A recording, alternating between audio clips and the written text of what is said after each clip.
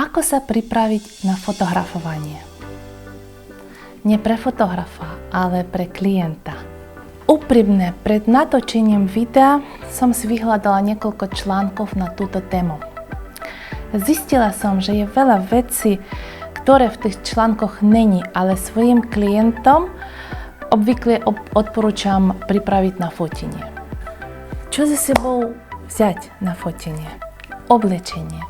V mojom štúdiu mám veľa dámskeho oblečenia, kostýmy, šaty, mám niečo aj pre pánov, ale je niečo, čo obvykle nepožičavam, a to je spodňa bielizň. Teda dôležité vziať so sebou niekoľko súprav bielizni. Hlavné je podprsienka. Ideálne mať so sebou bielu, čiernu a telovú farbu.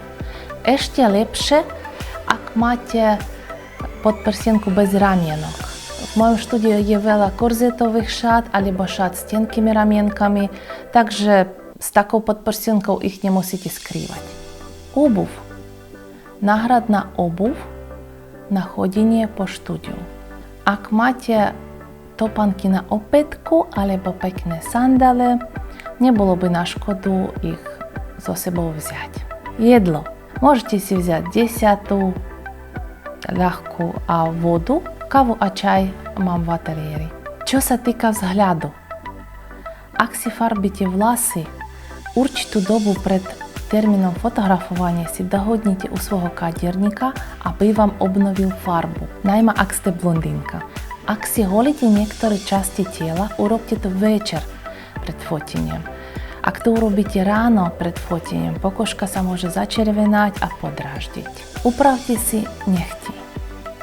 Ak ešte nemáte vybrané konkrétne oblečenie alebo tému fotenie, ideálne je mať francúzsku manikúru alebo rúžovú farbu takej neutrálnej tónine, aké budú vyhovovať do väčšiny oblečenia.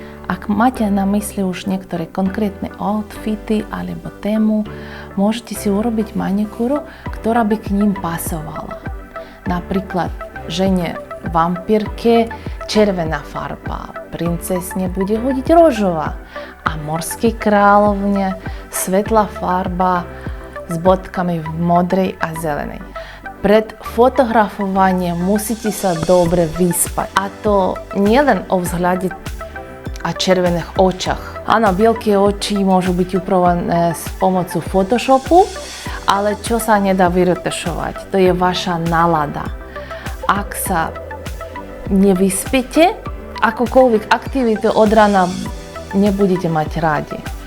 A budete lepšie ju vymeniť na niekoľko, a v myšlienkach lepšie ju vymeniť na niekoľko hodín spánku. Fotografovanie je proces, aký má prinášať radosť a uspokojenie.